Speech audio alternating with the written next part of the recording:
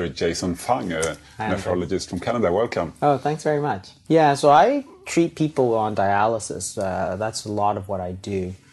And it's very disheartening because what happens is that when they develop their disease, they're so sick. But the diabetes itself is actually quite reversible. If you go to the diabetes associations, whether it's the American Diabetes Association or the Diabetes Australia, they all put out there that this is a chronic disease.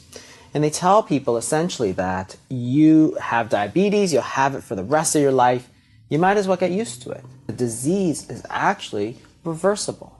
But you have to know how to reverse it. If you don't know how to reverse it, then you're just going to get worse. And the thing is that the drugs don't actually do anything for the disease.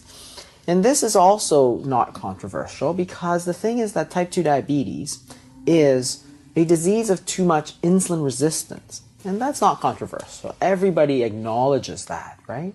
So if you have very high insulin resistance, it's going to cause high blood sugar, right? But that's the symptom of the disease. The disease is actually too much insulin resistance. So the treatments that we give are all targeted at blood sugar, right? That doesn't make any sense because it's almost like, to give an analogy, if you have an infection, if you have a leg infection, well, you need to treat that infection. So what was causing it was bacteria. You give antibiotics. But that infection can give you a fever. But that fever is not the disease. That's what we've done with type 2 diabetes. We're treating the blood sugar, but it's not a disease of the blood sugar.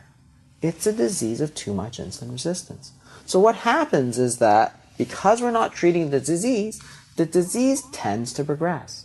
Then the answer is to get that sugar out, get it down. So the first thing you need to do is cut out all the sugar, cut out a lot of these refined carbohydrates, which are just sugar. So the breads and the pastas, right?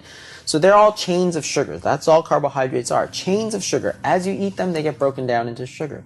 So if you have too much sugar, if diabetes is essentially too much sugar, you got to stop taking sugar. Otherwise, you're going to make it worse. So that's probably the first thing. You can do more exercise, try and burn it off.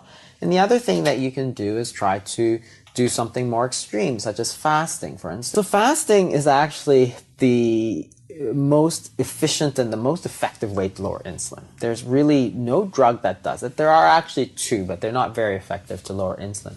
But if you understand that the disease is too much sugar, too much insulin, then you got to say, well, if it's too much sugar, too much insulin, let's get rid of the sugar, let's get the insulin down.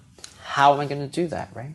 So the thing about the sugar, you can go on a very low-carb diet, a ketogenic diet, and that will get your sugars down. But it doesn't necessarily get your insulin down because the proteins and the fats still raise insulin. Not to the same degree that carbohydrates do, but they still raise insulin.